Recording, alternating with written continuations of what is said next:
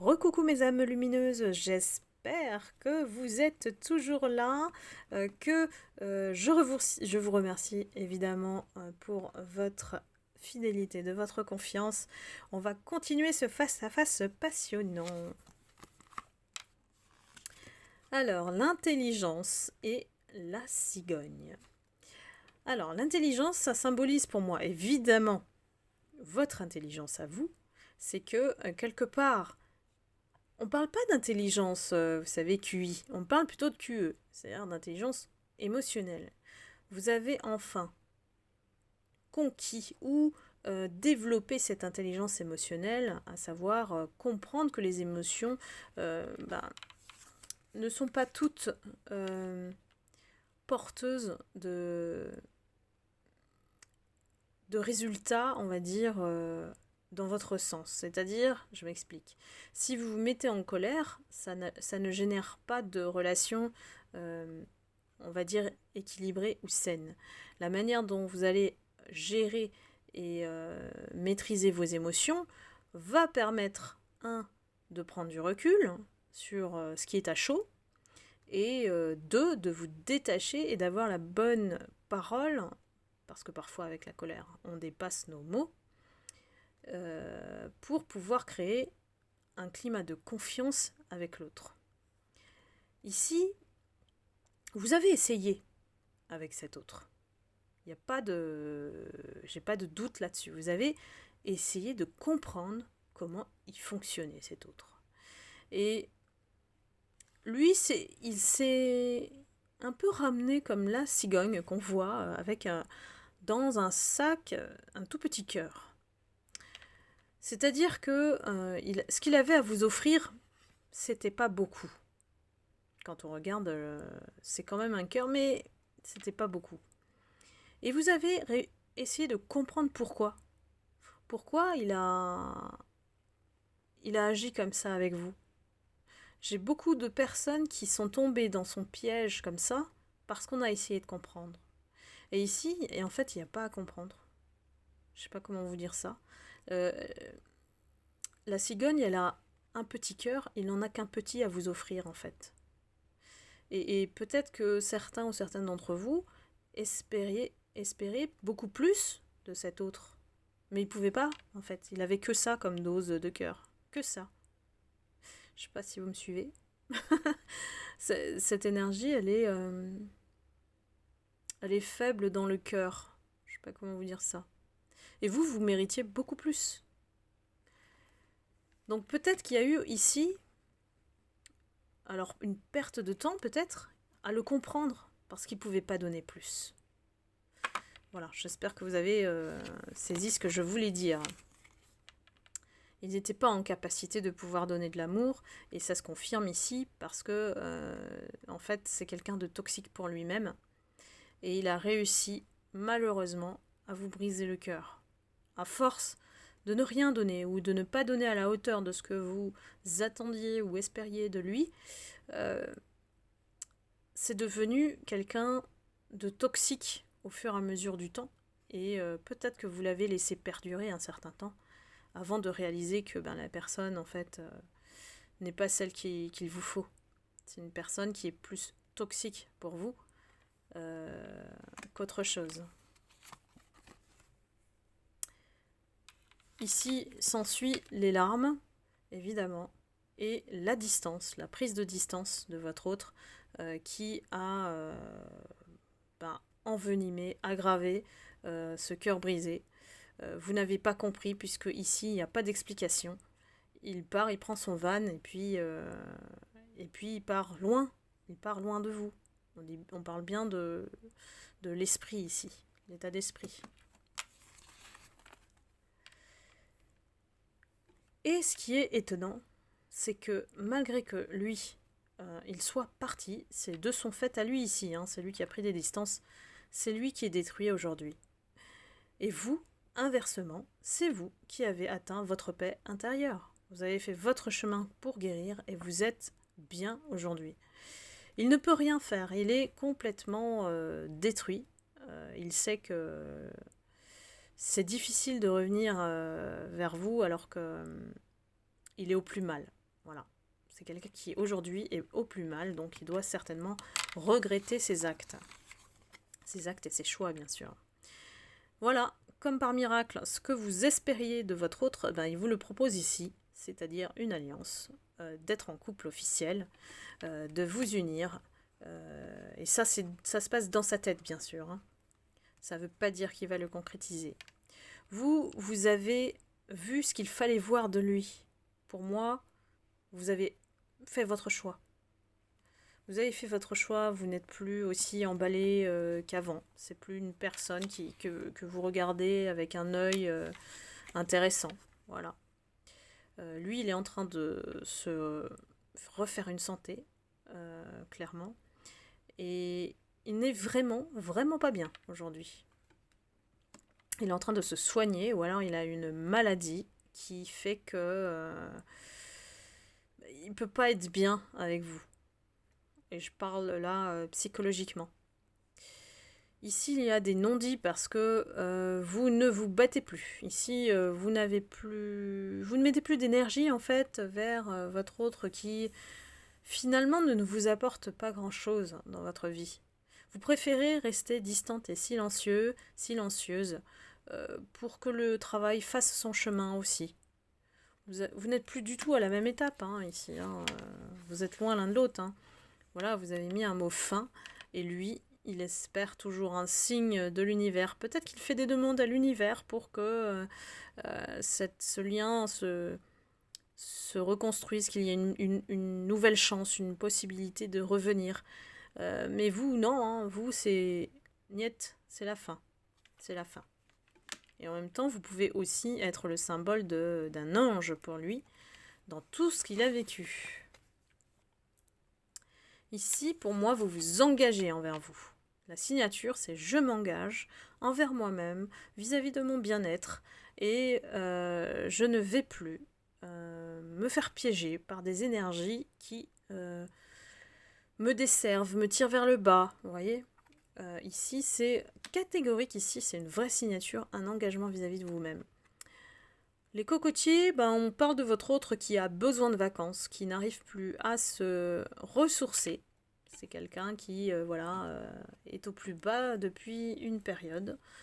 Et il a vraiment besoin de partir, mais seul, en fait. Parce qu'il n'y a qu'en étant seul qu'on arrive à bien trouver nos réponses, pas par rapport à tout l'extérieur, en fait. Ici, on a la photo de l'homme, donc ça rejoint. Vous avez eu les cartes qui vraiment concordent, dans le sens où vous êtes devenu l'homme ou la femme aujourd'hui, complète, épanouie. Vous avez une chaussure cirée, donc vous avez construit votre vie qui est beaucoup plus belle aujourd'hui. Vous mettez de la beauté, vous mettez de la joie, vous voyez, des choses qui ne sont pas matérielles, mais qui prouvent que aujourd'hui vous vous sentez dans votre complétude. Votre autre ici, on lui a toujours dit, et quand je dis on là, c'est l'univers, on lui a toujours dit qu'il avait la clé. Seulement il s'en est pas servi. Il s'en est pas servi face à vous. Il se compare à vous ici parce que il ne comprend pas comment vous êtes arrivé à vous transformer de cette manière et pourtant vous avez actionné cette clé. Mais il n'arrive pas à trouver ce chemin-là le même que vous. Et quelque part, il s'inspire de vous pour changer. Il a envie de lumière, vous voyez ? Vous l'inspirez dans le sens où effectivement, voyant le résultat sur vous, il a envie aussi de vivre une vie heureuse. Je pense que cet autre-là ne s'est pas autorisé à être heureux. Mais là, c'est plus un horizon, c'est-à-dire qu'il regarde la lumière, il admire, mais de là à faire concrètement les choses, on va peut-être le voir par la suite. Ici, vous actez les choses, c'est-à-dire que vous devenez hyper pragmatique face à ses actions à lui, c'est-à-dire s'il ne fait rien, vous ne faites rien. Si il fait un pas, vous verrez bien. Ça ne veut pas dire que vous allez lui fermer la porte, parce que vous avez aussi besoin d'avancer et d'avoir certaines explications de sa part. Peut-être que c'est ce que vous espérez et attendez de lui, même si vous vous êtes détaché.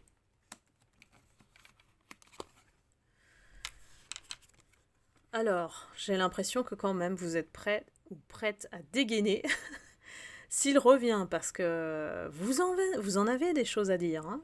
Les armes, ça veut dire on a deux épées ici, c'est qu'on est capable de trancher des têtes ici. Bon, c'est une symbolique, mais vous avez tellement attendu, si cette conversation arrive, que ça risque de sortir d'un coup, hein, ici. On risque de couper tout, de dire, de tout déballer, de vider son sac ici. Et lui, il le sait très bien, et en face, vous aurez plutôt de quelqu'un qui va chercher plutôt la paix avec vous, faire comme si de rien n'était, d'être dans la douceur, dans la gentillesse, vous voyez, pour essayer de vous désarmer. Sauf que pour moi, vous êtes bien chargé, hein. Donc, méfiance pour votre autre ici. Vous êtes bien, vous célébrez la vie, vous vous éclatez. Pour moi, il y a plus. Votre autre n'est plus dans le cadre, hein. Il n'est plus dans le paysage, dans votre vie ici. Il l'est peut-être de loin, peut-être qu'il l'est dans vos pensées, mais ce qui est prioritaire aujourd'hui, c'est de célébrer la vie, c'est de vivre votre vie. Et je vous l'ai toujours dit, il faut se prioriser par rapport à tout autre d'ailleurs, pas seulement le vôtre. Lui, il essaye de trouver un chemin pour arriver jusqu'à vous. C'est difficile, c'est un long pont ici. La lumière, vous savez, elle est tout au bout, mais petite, hein, vous voyez. Donc c'est un petit espoir qu'il arrive à traverser ce pont vers vous et qu'il puisse justement créer de nouveau ce lien qu'il espère. C'est quelqu'un qui se consacre effectivement au travail, ou peut-être que cet autre, vous le connaissez aussi au travail, et c'est pas évident, si vous êtes dans ce cas-là, de pouvoir continuer à communiquer, d'être forcé à communiquer alors qu'il y a tellement de choses à régler. Donc lui, il a son outil, son marteau, il se concentre aussi là-dessus pour ne pas penser à vous. Ici, j'ai la vieille femme qui me dit effectivement que face à lui, vous allez pas du tout tricoter ici. C'est-à-dire qu'on n'a pas détricoté. Ici, on a une pelote de laine entière. C'est-à-dire que si on essaye de détricoter les choses, et là, par détricoter, je veux dire manipuler, s'il essaie de vous manipuler à nouveau, peut-être dans le biais du travail, ça marchera pas. Vous êtes équipé là des aiguilles qui sont assez grandes ici pour empêcher qu'il vous détricote. Alors je sais pas comment vous... je pense que vous avez compris la symbolique de mon image, mais il n'y a pas moyen de vous faire tomber dans son piège à nouveau, hein. Ensuite on a l'étranger et la fleur. Donc voilà, cet autre-là se cache en fait. Il se cache derrière une espèce de douceur, une espèce de tendresse, de gentillesse. Mais je sens qu'elle est fausse en fait. Elle est fausse. Et c'est juste une image qu'il veut vous donner pour raccrocher un peu les wagons. Vous voyez ? Le train, il est parti trop loin. Et il le sait. Tellement loin qu'ici, on a la notion d'étranger. C'est-à-dire que vous êtes devenu complètement quelqu'un d'autre. Une étrangère pour lui, une inconnue, imprévisible, et puis il n'arrive plus du tout à vous cerner. Ah, vous aussi, vous vous consacrez au travail. C'est pas le même type de travail, hein. L'autre, c'est le marteau. On avait vu quoi? Alors, attendez. Le marteau et la clé. Et ici, on a le travail avec la scie, le maître. C'est beaucoup plus précis. Vous, je pense que le travail que vous avez fait sur vous-même, voilà, vous avez tout déblayé, vous avez mis au mètre carré, vous avez bien mesuré. J'aime bien les symboliques des cartes parfois. Et alors que lui, il se contente de taper. Le marteau, ça tape ou répare. Donc là, je vous laisse complètement libre de l'interprétation. C'est-à-dire que ici, il y a vraiment deux manières de faire. Deux manières de faire. Peut-être pas compatibles, hein. Voilà. Et alors la fleur, c'était dans ce sens-là, et on était là. Et lui, voilà, il essaye de se montrer homme face à vous. Peut-être que vous faites les choses de manière minutieuse, que vous observez tous les détails, que vous mesurez tout, en fait. Et lui, il est conscient de ça. Il est conscient que il est obligé d'être parfait. Vous voyez, l'image de l'homme parfait. En fait, selon lui, hein, il doit être à la hauteur et se montrer parfait sous toutes les coutures, pardon. Donc c'est très... votre autre ici, il mise toujours en fait sur l'aspect superficiel pour vous plaire. C'est ce qu'il n'a pas compris. Il espère retrouver la paix. En lui déjà, c'est déjà bien. En lui, pour vous plaire à nouveau. Vous n'êtes pas si réceptif ou si réceptive que ça. Hein. Ici, on a la plume violette et il ne voit plus dans votre regard l'innocence du début, les étincelles, voilà. Il ne voit plus, hein, c'est devenu terne ici. Hein. Donc c'est normal parce que vous ne ressentez plus rien hein, pour votre autre. Hein. Ou en tout cas, il va falloir ramer. Voilà, il va falloir ramer pour vous atteindre à nouveau. Et c'est même pas sûr, honnêtement. Vous laissez les choses se faire. Vous ne dépensez plus d'énergie ici, hein. Vous êtes en mode économie d'énergie. On se repose, on ne fait rien, on ne bouge pas. Et lui, il est complètement stressé, dans la tension. Peut-être qu'il pense tout le temps à vous et à ses stratégies. Comment il va faire, comment il va calculer pour de nouveau vous atteindre ici. Il n'aime pas trop hein, que vous soyez dans cet état-là de repos, d'inaction.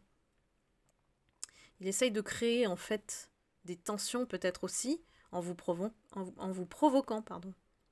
Donc voilà, il y a quand même des étincelles dans l'air hein, entre vous et votre autre. C'est pas simple. C'est vraiment pas simple. Il y a je sens vraiment une contradiction dans cet autre parce que il vous aime mais il vous fait du mal. C'est pas de l'amour, hein, je vous dis, hein, mes lumières, ça c'est pas de l'amour. Hein. Et quand on calcule comme ça, quand on calcule pour revenir vers l'autre, se servir de notre faiblesse pour le toucher, la gentillesse, la tendresse, c'est pas de l'amour, c'est parce que c'est pas spontané. Tout est calculé chez cet autre. Donc, je pense que vous l'avez déjà capté. Donc, j'ai rien de plus à vous dire. Vous savez tout déjà. Voilà, eh bien écoutez, j'espère que cette guidance vous a plu. N'hésitez pas à liker, à commenter. Et je vous remercie infiniment de votre confiance. Et vous retrouve très vite pour les prochaines guidances. Je vous remercie et puis je vous embrasse. Je vous dis à très bientôt. Bye bye.